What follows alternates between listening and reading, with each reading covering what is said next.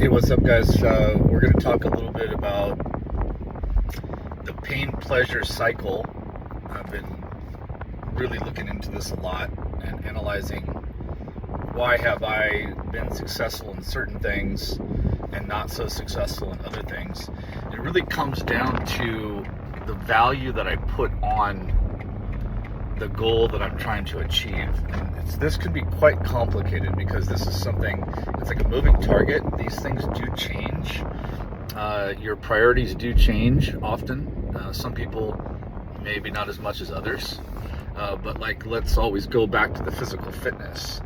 If you've tried to lose some weight and you've done it in the past, but then you've gained it back, it becomes, at least this is what happened with me, it becomes more painful to go through that cycle again.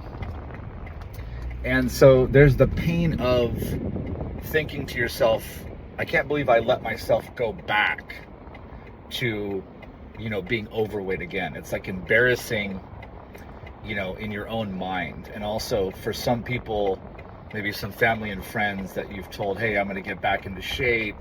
You might have this idea tethered to, what are they going to think of me? And so there's some pain there. And of course, there's the other side of it, which is the pleasure side. You're starting to lose weight, you're looking better, you're performing better in the gym. People are saying, oh, wow, you lost some weight or whatever.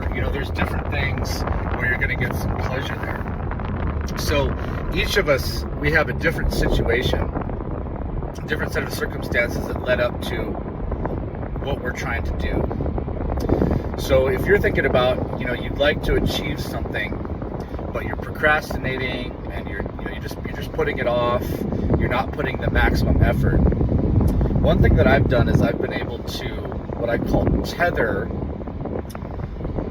other motivations, other reasons to that value, to that high value item that I'm really interested in. So let's go back to this third journey that I've been on as far as losing body fat.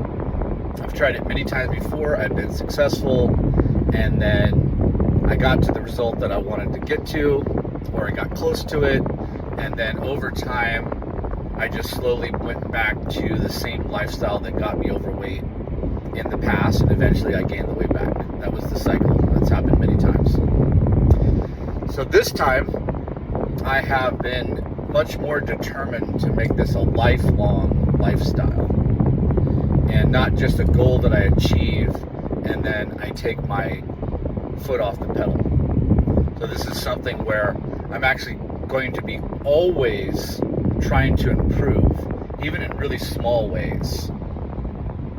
Performance-wise, aesthetics-wise, discipline-wise, just becoming more educated, becoming, stricter in certain areas, whether it's the food choices or just other lifestyle choices. I'm learning, and I'm excited about learning more about it so that I can get better.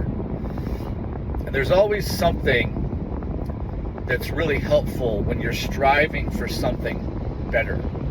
So if you're always striving for something better for your whole entire life, and you don't just achieve a goal and then you're done, this is another way that you can help yourself always stay in that mode of not completely satisfied, not completely content.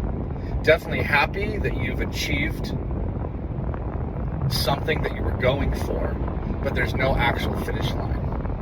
If there's no actual finish line, it really helps you to continue to strive for more. And the thing about it is, if you're thinking about your physical health, there's no downside to that, really. You're even at your baseline, you're striving for more, but you're going to be feeling healthy. The way that you're interacting with the world, the way that you're feeling in your own body, your own mind, is going to be desirable, right? So that's a huge benefit just in itself. The example that you have for others, the knowledge that you have getting to that point is helpful to others. And there's a lot to be said about helping others and also being a good example for others. there is a lot of fulfillment that comes when just simply your baseline lifestyle is a good example for others. So going back to, you have a high value, something that you really value in your life, and then you're trying to tether that to other reasons. So for example, if you like waking up in the morning, getting out of the shower, looking in the mirror and be like, I like what I see. When you go to the gym or whatever you're doing as far as your exercise and your performance is good, you get compliments from your friends and family, you get confirmation from some podcasts or some books that you're reading that you're implementing protocols, you're implementing lifestyle choices that are really healthy for you in the long run. You can see that you're setting a good example for your kids. The more reasons you have that you really value, the more likely you're going to be able to stick with it. Sometimes I go to the gym in the morning and I don't have a lot of energy. I didn't sleep that well. Something happened. I'm stressed for whatever reason. But I still go there and I put in as much effort as I can given my energy levels, because I know that I'm building my character.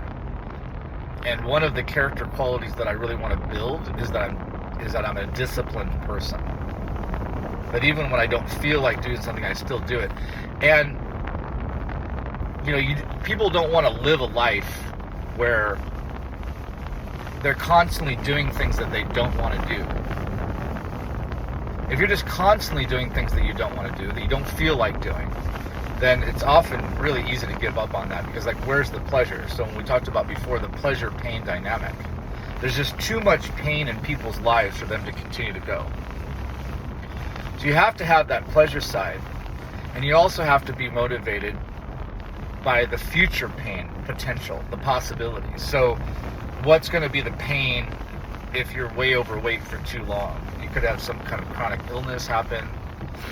You could have back pain. You could just be constantly looking at yourself and displeased. And these are the kind of things where you can make decisions so you don't have that future pain. And then what's the future pleasure also? Basically speculating, this is how I'm going to feel. This is the reactions I'm going to get from other people. This is the kind of effect I'm going to have in the world. So all of these is like this cocktail of feelings and information, both past, present, and future.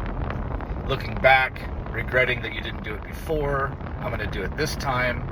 Feeling good in the moment. Knowing that you're sacrificing your time and energy for something that is noble, is of value to you, that's healthy and beneficial for you and for others.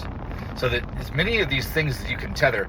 Imagine you have this huge boat and you're going to try to attach it to the pier.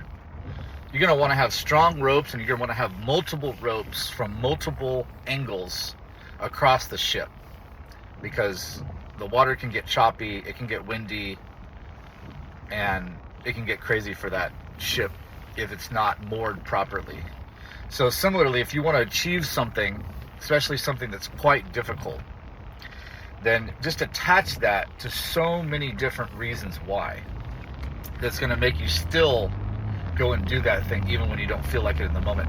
And when you do something that you don't feel like and you still do it, it really makes you feel good.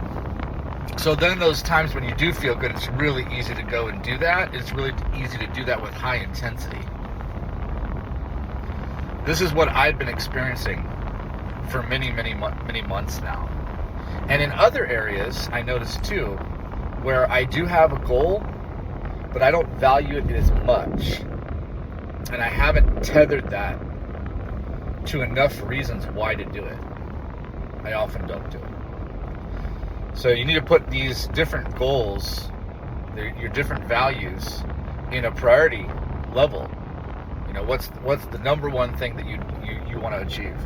And then 2, 3, 4, 5. And don't be surprised if something's at number 10 that you don't pay that much attention to it. And these values can switch. Number 1 could go to 2, number 3 could go to number 1. These things can change. But if you really take seriously where are the values on the hierarchy, you list these out. And you really pay attention to the top ones, especially number 1, number 2. And focus on those. Have a bunch of reasons why you want to do those. Write these reasons down. Look at these things regularly. With intention, pay a lot of attention to these things.